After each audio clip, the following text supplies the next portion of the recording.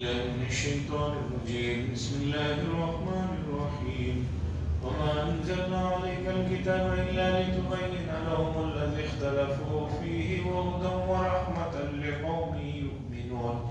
والله أنزل من السماء ماء فأحيا به الأرض بعد موتها إن في ذلك لآية لقوم يسمعون. وإن لكم في الأنعام لعبرة نسقيكم مما في بطونه من بين فرس ودم لبنا خالصا سائغا للشاربين ومن ثمرات النخيل والأعناب تتخذون منه سكرا ورزقا حسنا إن في ذلك لآية لقوم يعقلون.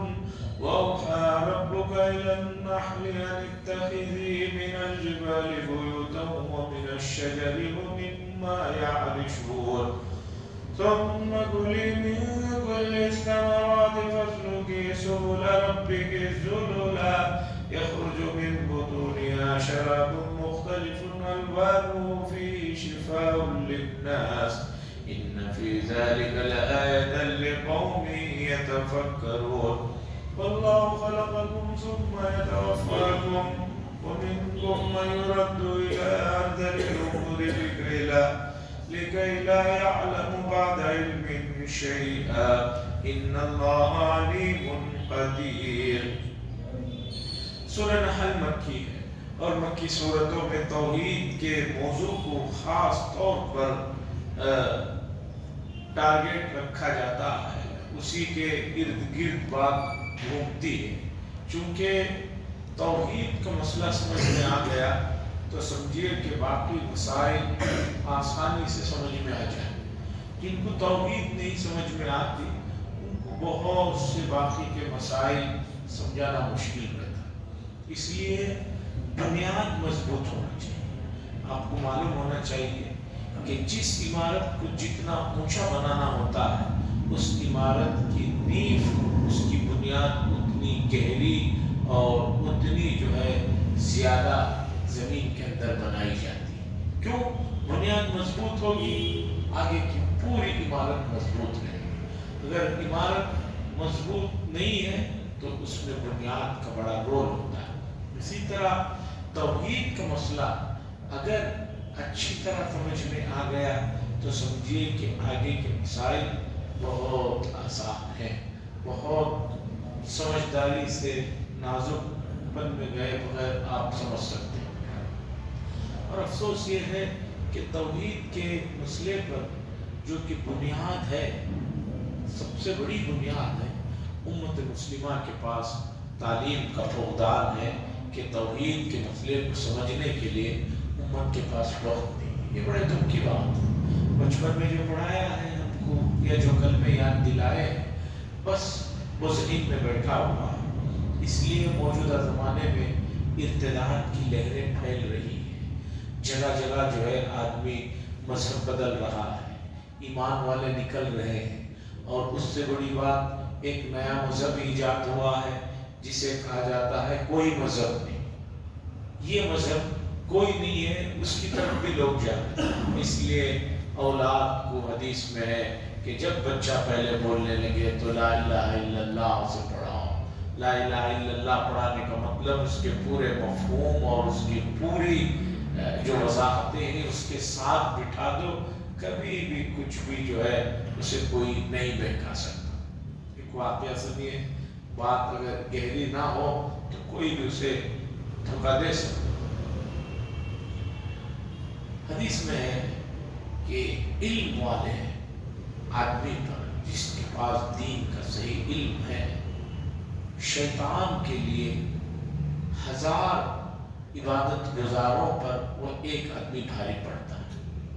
وہ ایک آدمی بھاری پڑتا ہے. اب ابلیس نے اپنے لوگوں کو یہ مسئلہ سمجھایا. اس کے چیلوں نے کہا کہ آپ سب سے زیادہ خوشطبع ہوتے ہیں جب ہم یہ بتاتے ہیں کہ آج ہم نے ایک بچے کو تعلیم کو جانے سے روک دیا، علم دین حاصل کرنے سے روک دیا تو آپ خوش ہوتے ہیں. حالانکہ कोई बड़ा काम नहीं। इब्लीस ने कहा सबसे बड़ा काम वही। उसके बाद उसने अपने शयातीन को लेकर एक आदमी के पास पहुंचा जो मस्जिद में इबादत कर रहा था। इसने जाकर मस्जिद में कुछ रोशनी जैसा इंतज़ाम किया और फिर कहा कि मैं फरिश्ता बोल रहा हूँ, अल्लाह का हुक्म लेकर आया हूँ। आपने बहुत इबादत कर ली, आज से आपकी तमाम इबादतें से आपको माफ़ किया जाता है।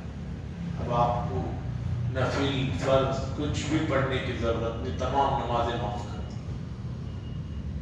दूसरे दिन से वो साहब गायब। लोगों ने जाकर पूछा कि भाई क्या हुआ, तबीयत ठीक है? नहीं, क्यों नहीं आ रहे? उसने कहा नहीं, अल्लाह ने मेरी पूरी चीज़ों को कबूल कर लिया और मुझे माफ़ कर दिया। उसके बाद इब्लीस अपनी ज़ुर्रियत के साथ एक आदमी के पास ले गया जो इल्म दीन तो रखता था लेकिन बहक गया था, शराब खाने में मिला। इसने जाकर उसे शराब खाने में बिठाकर कहा कि शराब तुम्हारे लिए हलाल कर दी गई है, मैं अल्लाह का फरिश्ता हुक्म लेकर आया। वो आदमी नशे में था, फिर भी फ़ौरन उसने औज़ बिल्लाह पढ़कर कहा कि शरीयत मुकम्मल हो चुकी है और जो चीज़ आज से 1400 साल पहले अल्लाह ने हराम करार दिया उसे अगर हलाल करने की तुम बात कर रहे हो तो तुम फरिश्ते नहीं, यकीनन तुम इब्लीस हो। इब्लीस ने कहा देखो, नशे की हालत में भी उस आदमी को हम बहका नहीं सके और उस आदमी को मस्जिद में हमने बहकाया। उसे मालूम होना चाहिए कि नमाज रसूलुल्लाह सल्लल्लाहु अलैहि वसल्लम को माफ नहीं हुई, मरजुल वफात में आप जो है आकर पढ़ रहे हैं, तो इसे कैसे माफ हो सकता? इल्म होता तो ये बहकावा ना हो सकता। तो तौहीद का इल्म जरूरी है। तौहीद के मसले को समझिए और उसकी पूरी जो वजाहतें हैं, उसके अंदर जो पूरी बारीकियां हैं, उसे नहीं समझेंगे तो कभी भी कोई भी आपको उचक लेगा। मेरे एक मिस्री उस्ताद थे, अल्लाह उन्हें जज़ाए खैर दे। वो बात तरबियत की मौजू से मुताल्लिक़ है, एक बात आ रही है तो उसे भी सुना देता हूँ। उन्होंने बताया, बड़ी प्यारी बात बताई और उन्होंने कहा एक प्रैक्टिकल बात है। उन्होंने कहा कि जो लोग अपने बच्चों को और ख़ास तौर पर अपनी बच्चियों को मोहब्बत से नहीं पेश आते और बच्चियों को ख़ास तौर पर उनकी तारीफ नहीं करते, ये नहीं कहते कि बेटी तुम बहुत अच्छी हो, तुम बहुत खूबसूरत हो, तुम बहुत नेक हो, जो इस तरह की अपने बच्चों की तारीफ नहीं करते उनको गैर बहुत जल्द उचक लेते हैं। ऐसी बच्चियों को जब कोई फराड किस्म का आदमी मिलता है, मिलकर ये कहता है कि तुम बहुत खूबसूरत हो, बहुत अच्छी हो, तो उसे तारीफ सुनना किसे अच्छा नहीं लगता। वो फौरन बच्चियां बहक जाती हैं। इसलिए वो हमेशा अपने सबक में कहा करते थे, अपने बच्चों की जैसी भी है अल्लाह की नेमत है, उनकी इतनी तारीफ करो कि कोई गैर उनकी तारीफ करे तो उसमें उनके लिए कोई अजीब चीज ना लगे, बल्कि कहेंगे भाई ये तो मेरे वालिद ने इससे ज्यादा तारीफें की, तो बहकेंगे नहीं खत्म। तो ये इसी तरह तौहीद का मसला है। अगर तौहीद की बारीकियों को समझ लिए, कभी भी कोई भी आकर डाका डालेगा आपके ईमान पर, आप पर कोई फर्क नहीं पड़ेगा। अल्लाह फरमाते हैं वमा अंज़लना, ऐ नबी हमने नहीं नाजिल किया है किताब आप पर मगर इसलिए कि ताकि आप खोल खोल कर बयान कर दे, बता दे उन लोगों को जो इख्तलाफ कर रहे हैं, उनकी रहनुमाई करें। और इसमें हिदायत है और रहमत है उस कौम के लिए जो ईमान है। ये किताब नाजिल करने का मकसद आज 23वें पारे में भी इस मजमून की आयत आई जिसमें अल्लाह ने फरमाया कुरान को नाजिल करने का मकसद जो है वो गौर व फिक्र के साथ हिदायत है, रहमत है। और अल्लाह फरमाते वल्लाहु अंज़ला मिनस समाई माआ, और अल्लाह ने आसमान से पानी को नाजिल फरमाया, बस जिंदा किया उससे जमीन को बाद उसके मरने के। जमीन बिल्कुल पानी ना होने की वजह से सूख कर खत्म हो गई रहती है, कोई चीज नहीं उगती, लेकिन बारिशें होती हैं, बारिशों की वजह से जो है अल्लाह ताला उस मुर्दा जमीन को फिर जिंदा करते हैं। ان فی ذلک لآیہ، بے شک اس میں نشانیاں ہیں اس قوم کے لیے، یسمعون جو سننا جانتے ہیں، جو سنتے ہیں، یعنی حق سننے کو جو جانتے ہیں ان کے لیے نشانی۔ اللہ فرماتے ہیں وَإِنَّ لَكُمْ فِي الْأَنْعَامِ لَعِبْرَةً، اور تمہارے لیے البتہ مویشیوں میں بھی عبرت کا سامان، سوجھ بوجھ کا سامان ہے۔ کیا سوجھ بوجھ کا سامان ہے؟ کہ ہم پلاتے ہیں تم کو ان کے پیٹوں سے گوبر اور خون کے درمیان ایک چیز نکالتے ہیں جسے دودھ کہا جاتا ہے، نکالتے ہیں اور اسے پلاتے ہیں، اور وہ خوشنما بھی ہوتا ہے اور جو ہے بہت ہی اچھا بھی ہوتا ہے۔ اللہ کا نظام دیکھیے کہ ان جانوروں کے پیٹ میں گوبر اور خون کے درمیان میں ایک خالص چیز بن کر نکلتی ہے جو دودھ ہے، لیکن اس دودھ میں نہ گوبر کا کوئی شائبہ رہتا ہے، نہ خون کی کوئی بو رہتی ہے، دونوں چیزیں نقصان دہ ہیں۔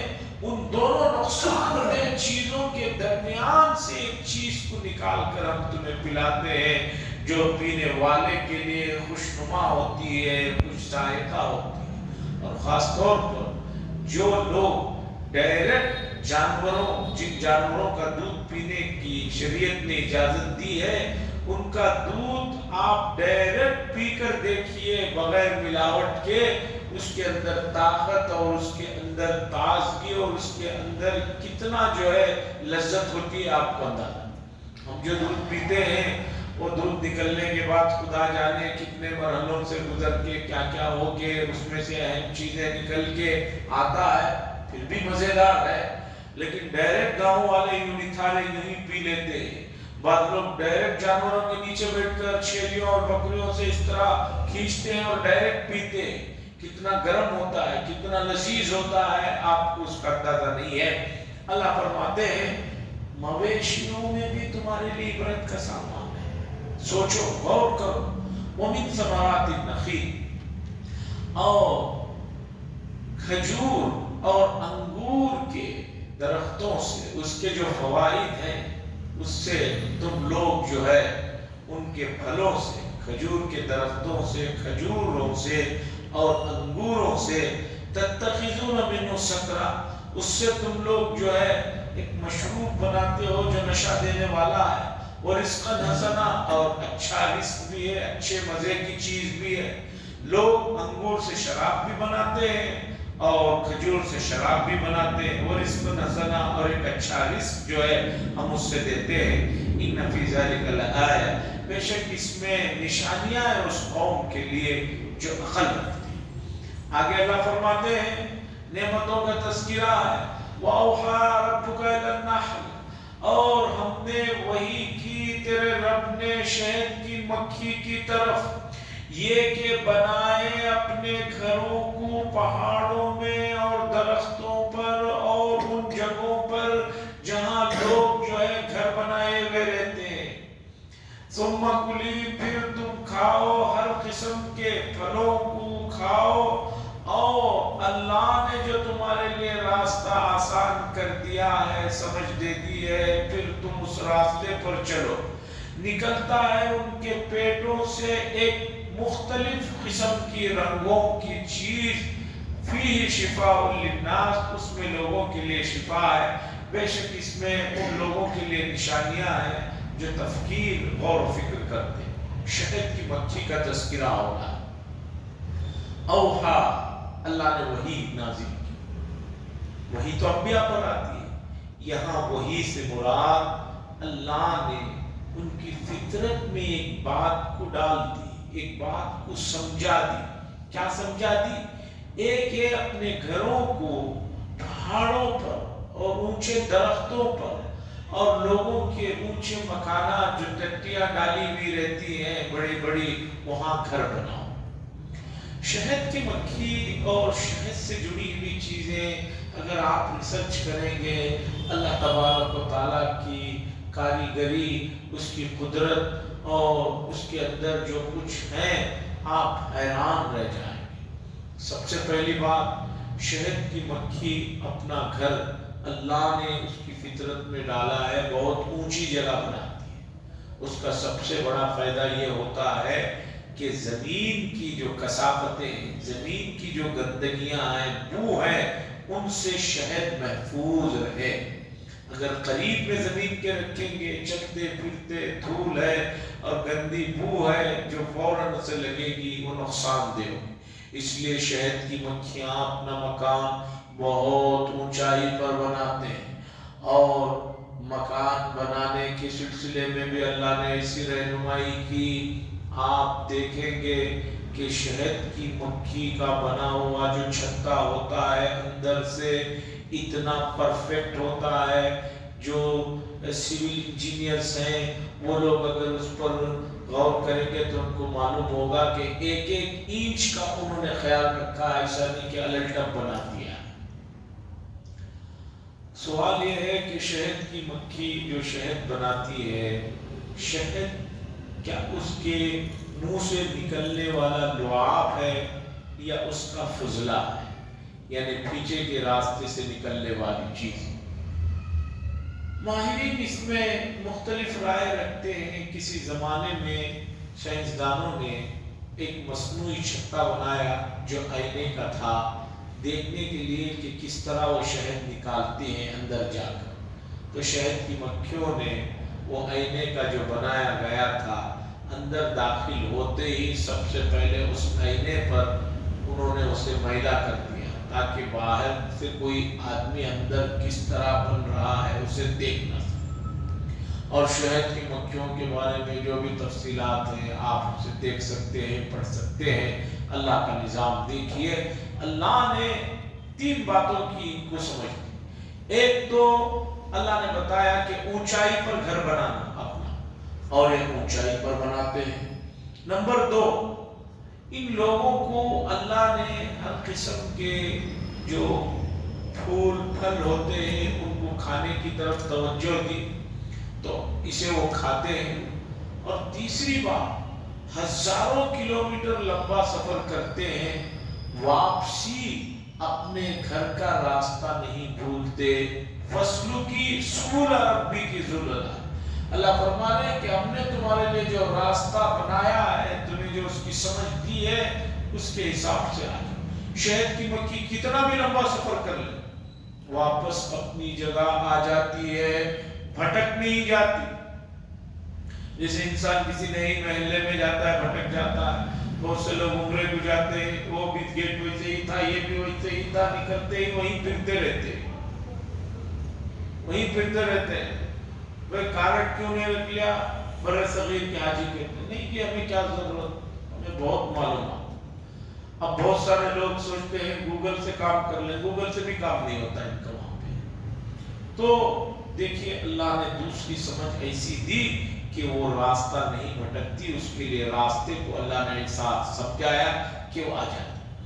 اور تیسری چیز یہ عجیب قدرت ہے، شہد کی مکھی کاٹ دے تو زہر ہے، زہر اس کے پیٹ میں ہے، لیکن سب سے قیمتی اور سب سے لذیذ چیز بھی اس کے پیٹ کے اندر ہے۔ شہد کو نکال رہی ہے، زہر کو نہیں نکال رہی۔ اور اصلی شہد اتنا طاقتور اور اتنا قیمتی ہوتا ہے کہ صحابہ میں بعض صحابہ ایسے تھے کہ ہر چیز کے لیے وہ اسی کو استعمال کرتے۔ ابن عمر رضی اللہ تعالیٰ عنہ کچھ زخم ہو جاتا، کہتے ہیں اللہ نے اس میں شفا فرمائی ہے تو اسی کو لے کر اس کا لیپ لگا، یقین کے ساتھ ان کو اعتقاد تھا کہ اس میں شفا ہے۔ بھی کمال کی بات، زہر ہے لیکن اسی پیٹ کے اندر سے وہ جو شہد نکل رہا ہے، اسی منہ سے نکل رہا ہے یا فضلہ نکل رہا ہے، اسے دیکھیے کہ وہ کتنی جو ہے طاقتور چیز ہے۔ الوانو فی شفاء للناس، شہد کا رنگ مختلف ہوتا ہے، مثلا جو پھول جس رنگ کے ہوتے ہیں اس رنگ کا ہوتا ہے، بعض مرتبہ بعض الگ الگ ذائقے کی بھی ہوتے ہیں۔ میں نے دیکھا بعض شہدوں پر لکھا ہوا رہتا ہے کہ اس میں تلسی کی بو ہے، اس میں نیم کی بو ہے، اس میں یہ ہے۔ اب چونکہ ان کا بھی فارم بنا دیا گیا ہے تو وہاں پر ان کو رکھ کر صرف اسی کو کھلاتے ہیں، اسی کے جوس پلاتے ہیں، اور وہ مکھیاں جو شہد نکالتے ہیں وہ اسی رنگ کا ہوتا ہے۔ لیکن یہ فارم کا ہے، اصلی نہیں ہے۔ اصلی جو نیچرل ہوتا ہے اس کی بات اور ہے، جیسے فارم کی مرغی ہے اور ناٹی مرغی ہے، دونوں میں بہت فرق ہے۔ اچھا، بہت سے لوگوں کو یہ بھی نہیں معلوم، ناٹی مرغی کہتے ہیں وہ اسی گری راجا کہتے ہیں، وہ 400 روپے ہے، کلر صرف اس کا الگ ہے، وہ بھی فارم میں پلے جاتے ہیں۔ ایک صاحب بولے نہیں حضرت ناٹی مرغی، میں نے کہا کہ بھئی ناٹی نہیں ہے، ناٹی مرغی 400 روپے میں تم دے ہی نہیں سکتے۔ کہا کیوں؟ میں نے کہا گاؤں دیہاتوں میں خود زندہ مرغی 900 سے 1000 روپے میں فروخت ہوتی ہے، 900 سے 1000 میں فروخت ہوتی ہے۔ 1.5 کلو کے لیے تو 1 کلو گوشت آتا ہے 1400-1500 روپے، تو وہاں ہے، یہاں 400 روپے میں کیسا؟ اور دوسری پہچان یہ ہے کہ ناٹی مرغا یا مرغی ایک مرتبہ ہاتھ سے نکل کر دن میں آپ کے باہر نکل جائے، پھر 15-20 آدمی بھی اسے نہیں پکڑ سکتے۔ یہ بیچارے تو ایسے ہی کہ ان کو تو بھگاؤ تو بھی نہیں جاتے، یہ صرف کلر بدل کر ہے۔ تو اسی طرح جو ناٹی شہد ہوتا ہے وہ بہت قیمتی بھی ہوتا ہے اور بہت مفید بھی ہوتا ہے۔ اور باقی یہ بھی بتاتا چلوں، یہ مسجدوں کے پاس بعض مرتبہ بعض لوگ بالٹی میں شہد لے کر آتے ہیں، یہ باریک مکھی کا ہے، موٹی مکھی کا ہے، یہ 200-300 میں تو شہد کی خوشبو بھی نہیں ملتی، آپ کو 1 کلو کا ملے گا۔ اس لیے کہ ورجنل شہد جو ہوتا ہے اس کی جو تاثیر میں نے دیکھی کہ بعض مرتبہ پورے کا پورا چھتا ایک جگہ پر نکال کر سب لوگوں نے وہیں پر اس کا شہد نکالا۔ وہ جو اتنا بڑا چھتا ہوتا ہے وہ پورا اس میں شہد نہیں ہوتا، آپ کو لگ رہا ہوگا 20 لیٹر اس میں، مشکل سے 2-3 لیٹر رہتا ہے۔ آدمی جو ہی اسے استعمال کرتا ہے جسم کے اندر گرمی آ جاتی ہے، اور اگر تھکان ہے دور ہو جاتی ہے۔ تو بہرحال الوانو فی شفاء للناس، شہد کے مختلف کلر ہو سکتے ہیں، سفید ہو سکتا ہے، کالا ہو سکتا ہے، برون ہو سکتا ہے، اس میں اس قوم کے لیے نشانیاں ہیں جو غور و فکر کریں۔ اللہ فرماتے ہیں واللہ خلق، اللہ نے تمہیں پیدا کیا، ثم یتوفاکم، پھر تمہیں موت دیتے، ومنکم، اور تم میں سے بعض وہ ہیں جن کو ارذل عمر تک پہنچا دیتے۔ ارذل عمر کا ترجمہ ہے نکما پن، عمر کا نکما پن کی حالت تک پہنچا دیتے ہیں۔ اور نکمے پن کی عمر کیا ہوتی ہے، اس میں مختلف اس کی تعریفیں ہیں، اور اللہ کے نبی ہمیشہ پناہ مانگتے تھے اللہم انی اعوذ بک من سوء العمر، اے اللہ میں آپ سے پناہ مانگتا ہوں عمر کے برے حصے سے۔ عمر کا برا حصہ کیا ہوتا ہے کہ لِكَيْ لَا يَعْلَمُ بَعْدَ عِلْمٍ شَيْئًا، آدمی کو یاد ہی نہیں رہتا کیا کہا، کیا اس نے کہا، جو ہے اس کی یادداشت چلی جاتی ہے۔ ایسی عمر جو ہوتی ہے وہ بدترین عمر ہوتی ہے کہ آدمی بعض ایسی عمر میں پہنچ جاتے ہیں کہ ان کی یادداشت چلے جاتی ہے، پوری چیزیں اس کے ذہن سے نکل جاتی ہیں، اور بعض لوگوں کا تو عالم یہ رہتا ہے کہ ہر تھوڑی دیر کو بچے بتاتے رہتے ہیں، ان کو یاد نہیں رہتا۔ اچھا، اب یہ بیماری اتنی عام ہو گئی ہے، پرسوں ایک صاحب سے ملا بہت میرے سے چھوٹے، انہوں نے کہا کہ حضرت ذہن سے بات نکل جاتی ہے۔ پھر وہ کہنے لگے کیا بتاؤں کہ دوائی لا کر دیتے ہیں، گھر والے کھا لیتا ہوں، پھر تھوڑی دیر بعد کہتا ہوں بھی دوائی کھلاؤ، گھر والے کہتے ابھی تو کھائے تھے، آدھے گھنٹے کی بات میرے ذہن سے نکل جاتی۔ یہ قوت حافظہ کا چلے جانا یہ بہت بڑی زحمت کا واقعہ ہے۔ میں نے پہلے بھی کبھی یہ بات سنائی، جن لوگوں کو قوت حافظہ کی حفاظت کرنی ہے، کتنی عمر ہے کس کی یہ تو اللہ بہتر جانتے ہیں، ہمیں نہیں معلوم کون کتنا جیل، لیکن آپ اس حصے سے عمر کے پناہ چاہتے ہیں، اس کچھ بھولنا نہیں چاہتے ہیں، تو حضرت مفتی محمود الحسن صاحب گنگوئی قدس سرہ نے تجربے کے طور پر، واقعات کے طور پر یہ بات بتائی کہ جو حضرات قرآن مجید کی تلاوت معمول کرتے ہیں، پابندی سے کرتے ہیں، ان کا حافظہ کبھی بھی نہیں جاتا۔ اور میں اس کی زندہ مثال دیتا ہوں کہ بڑے بڑے بعض اولیاء کرام، اولیاء اللہ کے واقعات ہیں، 90 سال عمر ہو گئی، 100 سال عمر ہو گئی، لیکن اس عمر میں بھی ان کا حافظہ نہیں گیا، ان کو چھوٹی چھوٹی چیزیں یاد۔ یہ قرآن کی تلاوت کی برکت ہے کہ آدمی کو جو ہے آخر عمر میں بھی حافظہ نہیں جاتا، اس لیے قرآن کی تلاوت کا معمول بنائے۔ حضرت علی رضی اللہ تعالیٰ عنہ نے فرمایا تھا قوت حافظہ کے لیے مسواک کا اہتمام کرو اور قرآن مجید کی تلاوت کا اہتمام کرو، اور فرائض کے علاوہ کبھی نوافل روزوں کا بھی اہتمام کرو، جیسے جمعرات کو رکھ لیا سنت سمجھ کر، پیر کے دن رکھ لیا سنت سمجھ کر، یا چاند کی 13 14 15 تاریخیں جنہیں ایام 20 کہا جاتا ہے تب روزے رکھ لیا کرو۔ یہ قوت حافظہ کے لیے بڑی مددگار چیزیں ہیں۔ لیکن عجیب بات یہ ہے کہ جو چیزیں کام کی ہیں لوگوں کے درمیان، خاص طور پر امت کے اندر چن چن کر ان چیزوں کو نکالا جا رہا ہے۔ مسواک کا اہتمام ہی ختم ہو گیا۔ آدمی سوچتا ہے کہ میں دن میں 2 بار تو برش کر رہا ہوں، مجھے مسواک کی کیا، لیکن مسواک کے جو فائدے ہیں آپ اس کا اندازہ نہیں لگا سکتے۔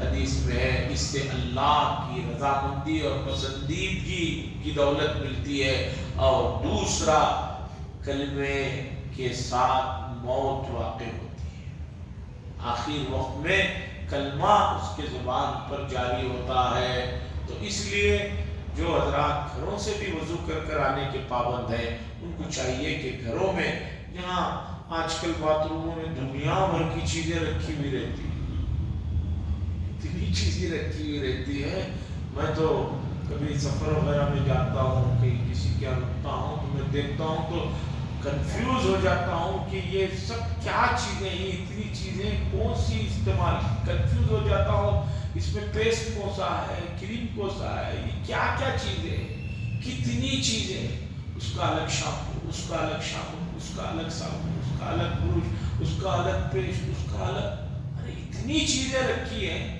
ایک مسواک بھی رکھ لیا کرو، گھر میں وضو کر رہے ہیں ایک مسواک بھی رکھ لیا کرو، اور مسواک تازی رکھا کرو۔ ایسی مسواکوں سے کوئی فائدہ نہیں جو ایک مرتبہ لے لے تو 10-15 سال تک وہ ختم ہی نہیں ہو رہی ہے۔ تازی جو مسواک ہوتی ہے وہ سمجھیے کہ بہت فائدے کی چیز ہے، اس کی کڑواہٹ جو ہوتی ہے وہ بہت مفید چیز ہے، تو مسواک کا اہتمام کرنا چاہیے۔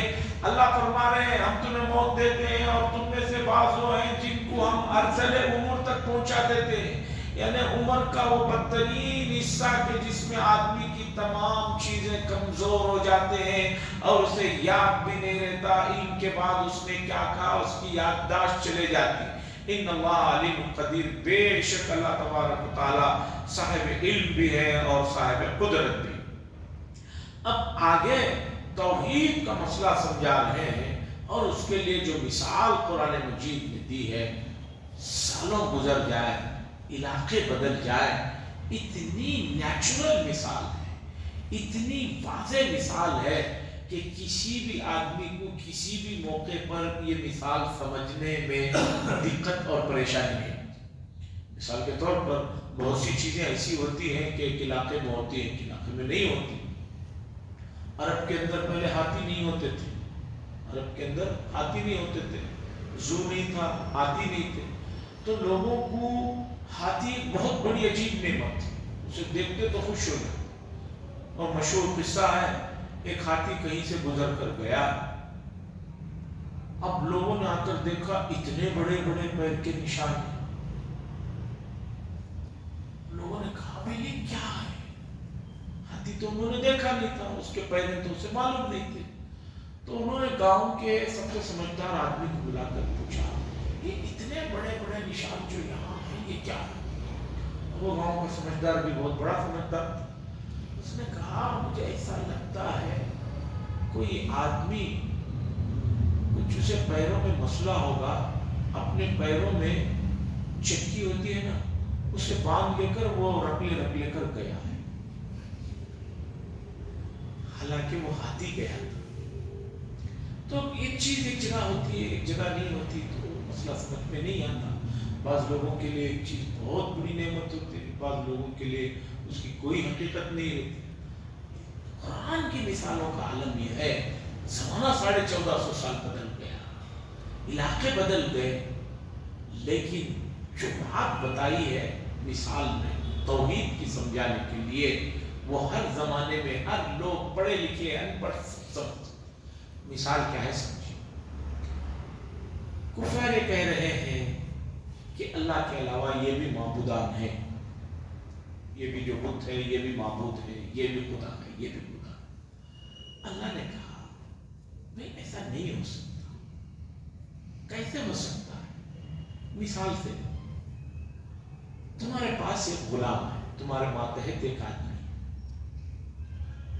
مجھے بتاؤ، اللہ پوچھ رہے ہیں تمہارے پاس دولت ہے تو کیا تم اپنی دولت اس غلام کو، اس ماتحت کو دے کر اپنے برابر کر سکتے ہو؟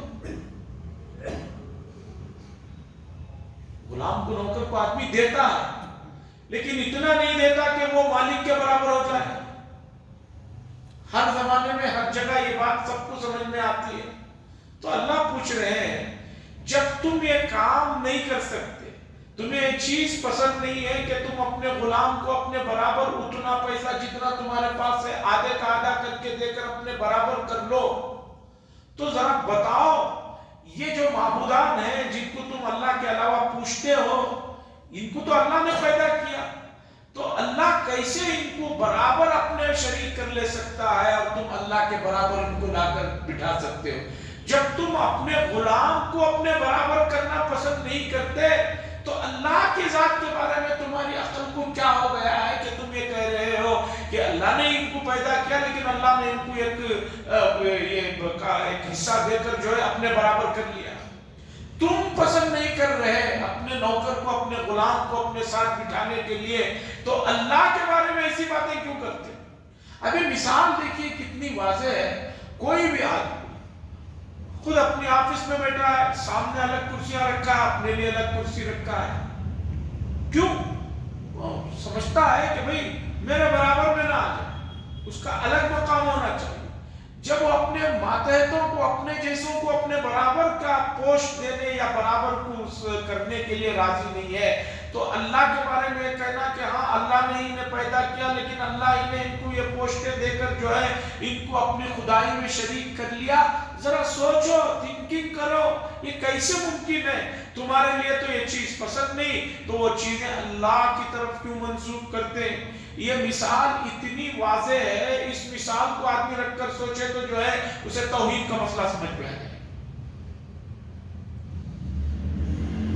بہت پہلے کی بات ہے، ترکی کے وزیر اعظم روم میں، اٹلی میں، وہاں عیسائیوں کے بڑے پوپ سے ملنے گئے تھے. اخباروں میں پڑھا، میں نے تصویریں بھی دیکھی، تو پوپ اپنے مخصوص کرسی میں بیٹھا تھا اور ترکی کے وزیر اعظم کے لیے ایک جو کرسی رکھی گئی تھی اس سے چھوٹی یا یہ تھی. وزیر اعظم نے کہا بات چیت ہم برابر کے لیول میں کرتے ہیں، یا تو اپنی جیسی کرسی مجھے منگاؤ یا مجھے جو کرسی ڈالے ہو اسی طرح کی کرسی پر تم بیٹھو، تب بات ہوگی. ایک انسان کی غیرت گوارا نہیں کرتی ان چیزوں کو، تو اللہ کی ذات کے بارے میں اس طرح کے جو الزامات لگاتے ہیں یہ صحیح. اللہ فرماتے ہیں واللہ فضل بعضکم علی بعض فی الرزق، اور اللہ تبارک و تعالیٰ نے بعض کو بعض پر رزق میں فضیلت دی. کسی کو زیادہ روزی دی، کسی کو کم.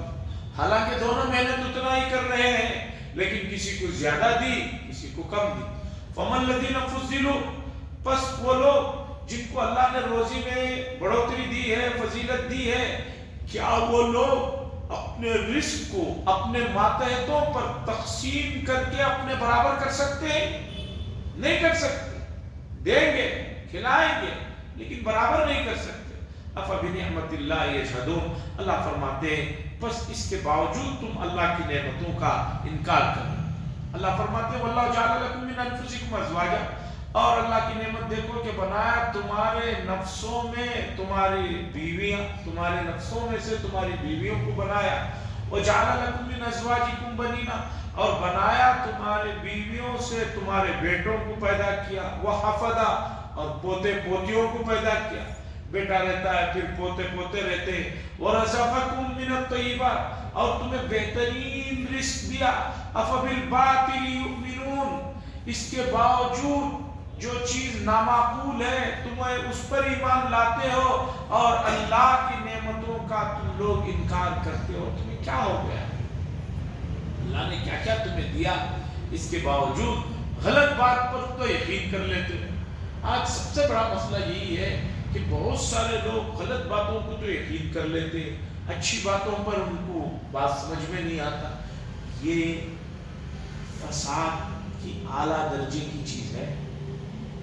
جیسے ایک آدمی جسے بخار ہو گیا ہے، اسے کوئی اچھی چیز بھی کھلاؤ کڑوی نظر آتی ہے، جانڈس کے مریض کو ہر چیز پیلی نظر آتی ہے۔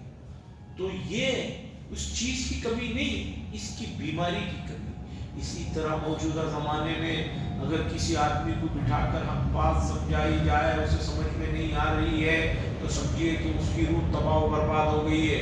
اسے بہت علاج معالجے کی ضرورت ہے، اور علاج معالجے کے لیے سب سے پہلا قدم، سب سے پہلی سیڑھی یہ ہے کہ آدمی اپنے اندر سے تکبر کو، بڑائی کو، اپنے آپ کو لائق کرنے کا جو مسئلہ ہے اسے ختم کرے، تو پھر آہستہ آہستہ بات سمجھ میں آتی ہے۔ اللہ سے دعا فرمائے اللہ تبارک و تعالیٰ سے باتیں اور جو مثالیں ہیں ان کو جاننے کی، سمجھنے کی توفیق نصیب فرمائے۔ وآخر دعوانا الحمدللہ رب العالمین، الحمدللہ رب العالمین، والعاقبۃ للمتقین، والصلاۃ والسلام علی سید المرسلین وعلی آلہ وصحبہ اجمعین۔ اللہم انک عفو کریم تحب العفو فاعف عنا۔